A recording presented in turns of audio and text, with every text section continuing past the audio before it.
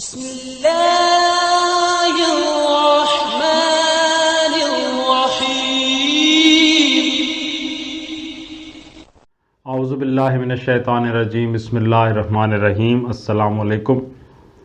آج آپ کا میزبان ڈاکٹر کاشف بشیر تفہیم القرآن سیریز کی قسط نمبر 100 کے ساتھ آپ کے سامنے حاضر خدمت ہے، جس میں ہم انشاءاللہ سورہ المائدہ کی آیت نمبر 83 سے آغاز کر رہے ہیں، اور اللہ تعالیٰ کا لاکھ لاکھ شکر ادا کرتے ہیں کہ آج ہم 100ویں قسط میں آپ سے مخاطب ہیں، اور اللہ کا شکر ہے کہ ہم اس سلسلے کو جاری رکھے ہوئے ہیں۔ اس کی توفیق اور اس کی مہربانی کے بغیر یہ ممکن نہیں تھا۔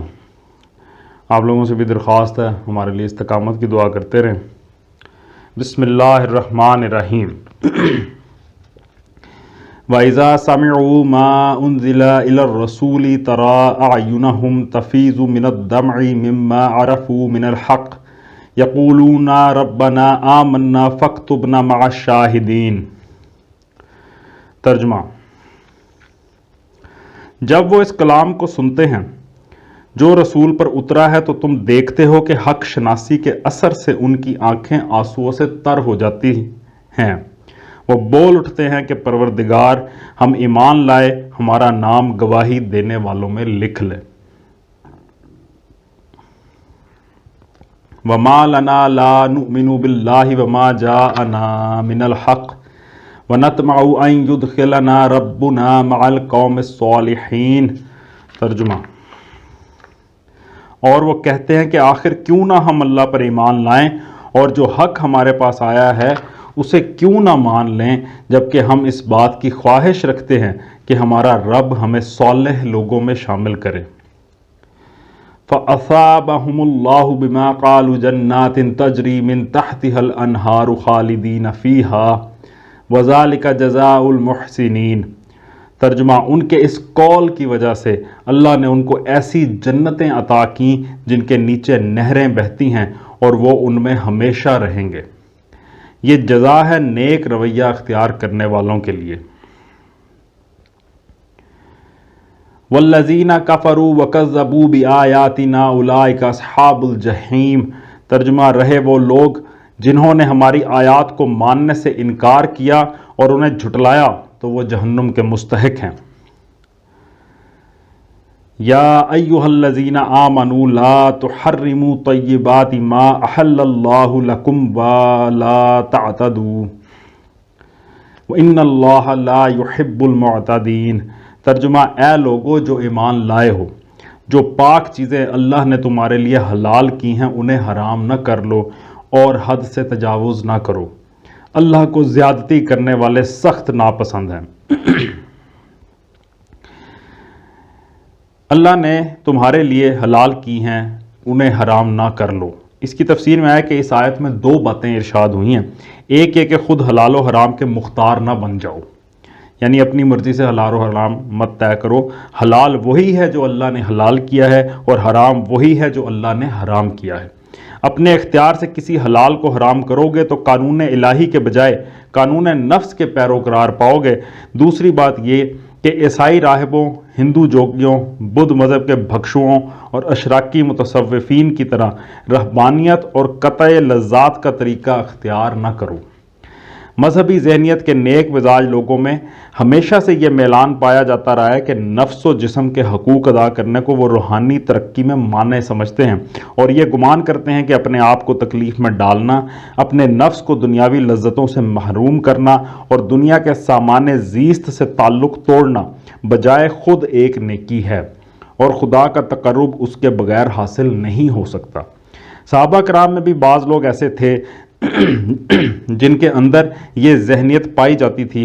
چنانچہ ایک مرتبہ نبی صلی اللہ علیہ وآلہ وسلم کو معلوم ہوا کہ بعض صحابیوں نے عہد کیا ہے کہ ہمیشہ دن کو روزہ رکھیں گے، راتوں کو بستر پر نہ سوئیں گے بلکہ جاگ جاگ کر عبادت کرتے رہیں گے، گوشت اور چکنائی استعمال نہ کریں گے، عورتوں سے واسطہ نہ رکھیں گے۔ اس پر آپ نے خطبہ دیا اور اس میں فرمایا کہ مجھے ایسی باتوں کا حکم نہیں دیا گیا ہے، تمہارے نفس کے بھی تم پر حقوق ہیں، روزہ بھی رکھو اور کھاؤ پیو بھی، راتوں کو قیام بھی کرو اور سو بھی۔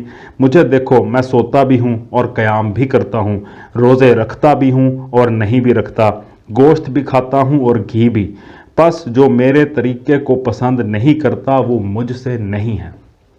پھر فرمایا یہ لوگوں کو کیا ہو گیا ہے کہ انہوں نے عورتوں کو اور اچھے کھانے کو اور خوشبو اور نیند اور دنیا کی لذتوں کو اپنے اوپر حرام کر لیا ہے۔ میں نے تو تمہیں یہ تعلیم نہیں دی ہے کہ تم راہب اور پادری بن جاؤ۔ میرے دین میں نہ عورتوں اور گوشت سے اجتناب ہے اور نہ گوشہ گیری و عزلت نشینی ہے۔ ضبط نفس کے لیے میرے ہاں روزہ ہے۔ رہبانیت کے سارے فائدے یہاں جہاد سے حاصل ہوتے ہیں۔ اللہ کی بندگی کرو، اس کے ساتھ کسی کو شریک نہ کرو، حج اور عمرہ کرو، نماز قائم کرو اور زکوٰۃ دو، اور رمضان کے روزے رکھو۔ تم سے پہلے جو لوگ ہلاک ہوئے وہ اس لیے ہلاک ہوئے کہ انہوں نے اپنے اوپر سختی کی، اور جب انہوں نے خود اپنے اوپر سختی کی تو اللہ نے بھی ان پر سختی کی۔ یہ انہی کے بقایا ہیں جو تم کو صومعوں اور خانقاہوں میں نظر آتے ہیں۔ اسی سلسلے میں بعض روایات سے یہاں تک معلوم ہوتا ہے کہ ایک صحابی کے متعلق نبی صلی اللہ علیہ وآلہ وسلم نے سنا کہ وہ ایک مدت سے اپنی بیوی کے پاس نہیں گئے ہیں اور وہ شب و روز عبادت میں مشغول رہتے ہیں، تو آپ نے بلا کر ان کو حکم دیا کہ ابھی اپنی بیوی کے پاس جاؤ۔ انہوں نے کہا میں روزے سے ہوں۔ آپ نے فرمایا روزہ توڑ دو اور جاؤ۔ حضرت عمر رضی اللہ تعالیٰ عنہ کے زمانے میں ایک خاتون نے شکایت پیش کی کہ میرے شوہر دن بھر روزہ رکھتے ہیں اور رات بھر عبادت کرتے ہیں اور مجھ سے کوئی تعلق نہیں رکھتے۔ حضرت عمر رضی اللہ تعالیٰ عنہ نے مشہور تابعی بزرگ کعب بن ثور الازدی رضی اللہ تعالیٰ عنہ کو ان کے مقدمے کی سماعت کے لیے مقرر کیا، اور انہوں نے فیصلہ دیا کہ اس خاتون کے شوہر کو 3 راتوں کے لیے اختیار ہے کہ جتنی چاہیں عبادت کریں، مگر چوتھی رات لازماً ان کی بیوی کا حق ہے۔ مزید اس آیت میں آیا کہ حد سے تجاوز نہ کرو۔ اس کی تفسیر میں آتا ہے کہ وسیع مفہوم کا حامل ہے یہ جملہ کہ حد سے تجاوز نہ کرو، حلال کو حرام کرنا اور خدا کی ٹھہرائی ہوئی پاک چیزوں سے اس طرح پرہیز کرنا کہ گویا وہ ناپاک ہے، یہ بجائے خود ایک زیادتی ہے۔ پھر پاک چیزوں کے استعمال میں اسراف اور افراط بھی زیادتی ہے۔ پھر حلال کی سرحد سے باہر قدم نکال کر حرام کی حدود میں داخل ہونا بھی زیادتی ہے۔ اللہ کو یہ تینوں باتیں ناپسند ہیں۔ وَكُلُوا مِمَّا رَزَقَكُمُ اللَّهُ حَلَالًا طَيِّبًا وَاتَّقُوا اللَّهَ الَّذِي أَنْتُمْ بِهِ مُؤْمِنُونَ۔ جو کچھ حلال و طیب رزق اللہ نے تم کو دیا ہے اسے کھاؤ پیو، اور اس خدا کی نافرمانی سے بچتے رہو جس پر تم ایمان لائے ہو۔ لا يؤاخذكم الله باللغو في أيمانكم ولكن يؤاخذكم بما عقدتم الأيمان فكفارته إطعام 10 مساكين من أوسط ما تطعمون أهليكم أو كسوتهم أو تحرير رقبة فمن لم يجد فصيام 3 أيام ذلك كفارة أيمانكم إذا حلفتم واحفظوا أيمانكم كذلك يبين الله لكم آياته لعلكم تشكرون۔ ترجمہ: تم لوگ جو محمل قسمیں کھا لیتے ہو ان پر اللہ گرفت نہیں کرتا، مگر جو قسمیں تم جان بوجھ کر کھاتے ہو ان پر وہ ضرور تم سے مواخذہ کرے گا۔ ایسی قسم توڑنے کا کفارہ یہ ہے کہ 10 مسکینوں کو وہ اوسط درجے کا کھانا کھلاؤ جو تم اپنے بال بچوں کو کھلاتے ہو، یا انہیں کپڑے پہناؤ، یا ایک غلام آزاد کرو، اور جو اس کی استطاعت نہ رکھتا ہو وہ 3 دن کے روزے رکھے۔ یہ تمہاری قسموں کا کفارہ ہے جبکہ تم قسم کھا کر توڑ دو۔ اپنی قسموں کی حفاظت کیا کرو، اس طرح اللہ اپنے احکام تمہارے لیے واضح کرتا ہے، شاید کہ تم شکر ادا کرو۔ اس آیت کے ترجمے میں آیا کہ یہ تمہاری قسموں کا کفارہ ہے جبکہ تم قسم کھا کر توڑ دو۔ تو اس کی تفسیر میں آیا کہ چونکہ بعض لوگوں نے حلال چیزوں کو اپنے اوپر حرام کر لینے کی قسم کھا رکھی تھی، اس لیے اللہ تعالیٰ نے اسی سلسلے میں قسم کا حکم بھی بیان فرما دیا کہ اگر کسی شخص کی زبان سے بلا ارادہ قسم کا لفظ نکل گیا ہے تو اس کی پابندی کرنے کی ویسے ہی ضرورت نہیں، کیونکہ ایسی قسم پر کوئی مواخذہ نہیں ہے۔ اور اگر جان بوجھ کر کسی نے قسم کھائی ہے تو وہ اسے توڑ دے اور کفارہ ادا کر دے، کیونکہ جس نے کسی معصیت کی قسم کھائی ہو اسے اپنی قسم پر قائم نہ رہنا چاہیے۔ مزید اس آیت میں آیا کہ اپنی قسموں کی حفاظت کیا کرو۔ اس کی تفسیر ہے کہ حفاظت کے کئی مفہوم ہیں۔ ایک یہ کہ قسم کو صحیح مصرف میں استعمال کیا جائے، فضول باتوں اور معصیت کے کاموں میں استعمال نہ کیا جائے۔ دوسرے یہ کہ جب کسی بات پر آدمی قسم کھائے تو اسے یاد رکھے، ایسا نہ ہو کہ اپنی غفلت کی وجہ سے وہ اسے بھول جائے اور پھر اس کی خلاف ورزی کرے۔ تیسرے یہ کہ جب کسی صحیح معاملے میں بالارادہ قسم کھائی جائے تو اسے پورا کیا جائے، اور اگر اس کی خلاف ورزی ہو جائے تو اس کا کفارہ ادا کیا جائے۔ یا ایھا الذین آمنوا انما الخمر والمیسر والانصاب والازلام رجس من عمل الشیطان فاجتنبوہ لعلکم تفلحون۔ ترجمہ: اے لوگو جو ایمان لائے ہو، یہ شراب اور جوا اور یہ آستانے اور پانسے، یہ سب گندے شیطانی کام ہیں، ان سے پرہیز کرو، امید ہے کہ تمہیں فلاح نصیب ہوگی۔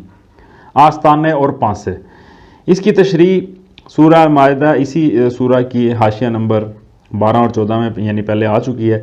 اسی سلسلے میں جوئے کی تشریح بھی آئی ہے، اگرچہ پانسے یعنی ازلام اپنی نوعیت کے اعتبار سے میسر یعنی جوئے ہی کی ایک قسم ہے، لیکن ان دونوں کے درمیان فرق یہ ہے کہ عربی زبان میں ازلام یا جوا جو ہے، ازلام یعنی پانسے فال گیری کو کہتے ہیں اور قرآن اندازی کی اس صورت کو کہتے ہیں جو مشرکانہ عقائد اور وہمیات سے آلودہ ہو، اور میسر یعنی جوئے کا اطلاق ان کھیلوں اور ان کاموں پر ہوتا ہے جن میں اتفاقی امور کی کمائی اور قسمت آزمائی اور تقسیم اموال و اشیاء کا ذریعہ بنایا جاتا ہے۔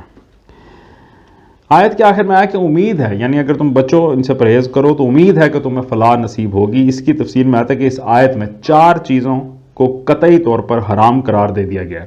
ایک شراب، دوسری قمار بازی، تیسرے وہ مقامات جو خدا کے سوا کسی دوسرے کی عبادت کرنے یا خدا کے سوا کسی اور کے نام پر قربانی اور نظر و نیاز چڑھانے کے لیے مخصوص کیا گیا ہوں، جیسے آستانے۔ چوتھی چیز ہے پانسے۔ مؤخر ذکر تینوں چیزوں کی ضروری تشریح پہلے کی جا چکی ہے۔ شراب کے متعلق احکام کی تفصیل حسب ذیل ہے۔ شراب کی حرمت کے سلسلے میں اس سے پہلے 2 حکم آ چکے تھے جو سورہ بقرہ کی آیت نمبر 219 اور سورہ نساء کی آیت نمبر 43 میں گزر چکے ہیں۔ اب اس آخری حکم کے آنے سے پہلے نبی پاک صلی اللہ علیہ وآلہ وسلم نے ایک خطبے میں لوگوں کو متنبہ فرما دیا کہ اللہ تعالیٰ کو شراب سخت ناپسند ہے۔ بعید نہیں کہ اس کی قطعی حرمت کا حکم آ جائے، لہٰذا جن لوگوں کے پاس شراب موجود ہو وہ اسے فروخت کر دیں۔ اس کے کچھ مدت بعد یہ آیت نازل ہوئی اور آپ نے اعلان کرایا کہ اب جن کے پاس شراب ہے وہ نہ اسے پی سکتے ہیں نہ بیچ سکتے ہیں، کیونکہ حرام قرار دے دی گئی، بلکہ وہ اسے ضائع کریں۔ چنانچہ اسی وقت مدینہ کی گلیوں میں شراب بہا دی گئی۔ بعض لوگوں نے پوچھا ہم یہودیوں کو تحفتاً کیوں نہ دے دیں؟ آپ نے فرمایا جس نے یہ چیز حرام کی ہے اس نے اسے تحفتاً دینے سے بھی منع کر دیا ہے۔ بعض لوگوں نے پوچھا ہم شراب کو سرکے میں کیوں نہ تبدیل کر دیں؟ آپ نے اس سے بھی منع فرمایا اور حکم دیا کہ نہیں، اسے بہا دو۔ ایک صاحب نے باسرار دریافت کیا کہ دوا کے طور پر استعمال کی تو اجازت ہے؟ فرمایا نہیں، وہ دوا نہیں ہے بلکہ بیماری ہے، یعنی کسی صورت جو ہے نا اس کی استعمال کی اجازت نہیں ہے۔ ایک اور صاحب نے عرض کیا یا رسول اللہ صلی اللہ علیہ وآلہ وسلم، ہم ایک ایسے علاقے کے رہنے والے ہیں جو نہایت سرد ہے اور ہمیں محنت بھی بہت کرنی پڑتی ہے، ہم لوگ شراب سے تکان اور سردی کا مقابلہ کرتے ہیں۔ آپ نے پوچھا جو چیز تم پیتے ہو وہ نشہ کرتی ہے؟ انہوں نے عرض کیا ہاں۔ فرمایا تو اس سے پرہیز کرو۔ انہوں نے عرض کیا مگر ہمارے علاقے کے لوگ تو نہیں مانیں گے۔ فرمایا اگر وہ نہ مانیں تو ان سے جنگ کرو۔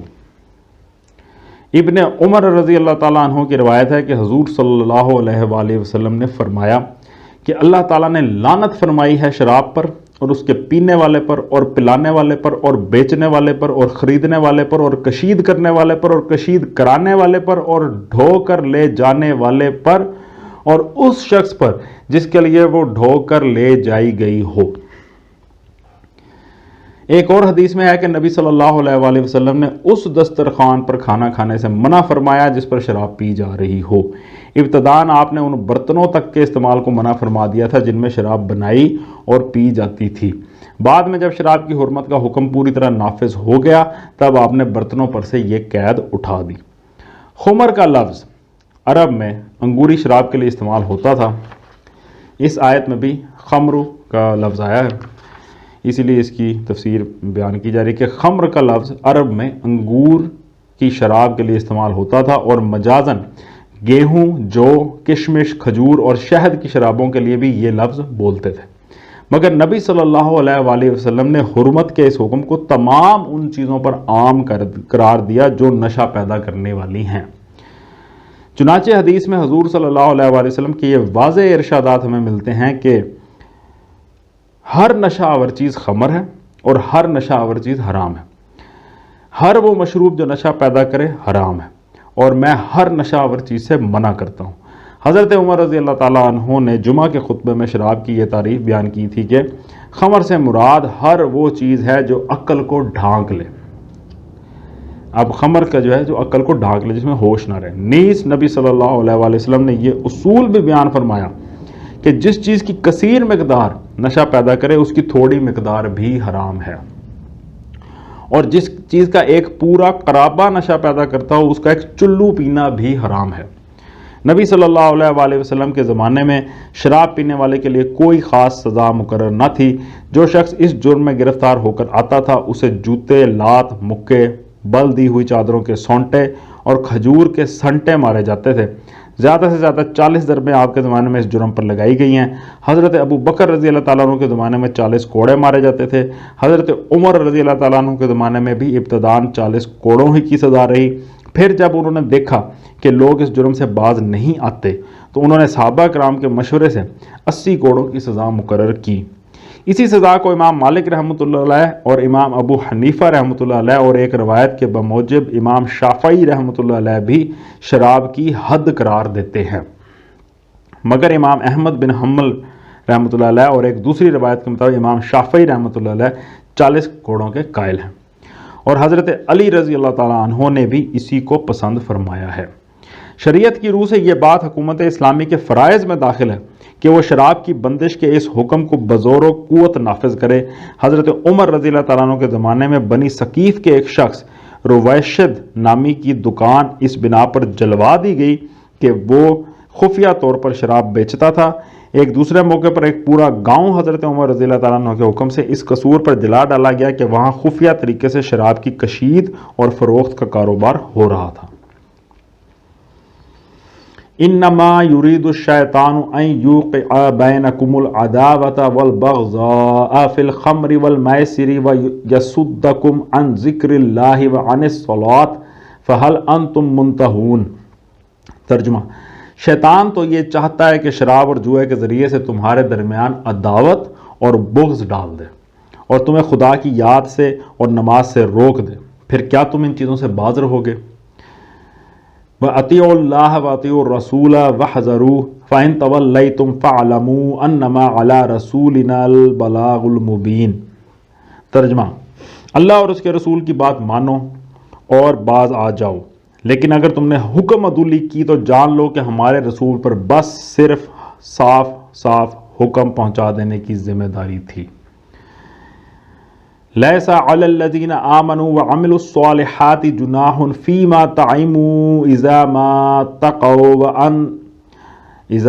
اتقوا وآمنوا وعملوا الصالحات ثم اتقوا وآمنوا ثم اتقوا واحسنوا واللہ یحب المحسنین۔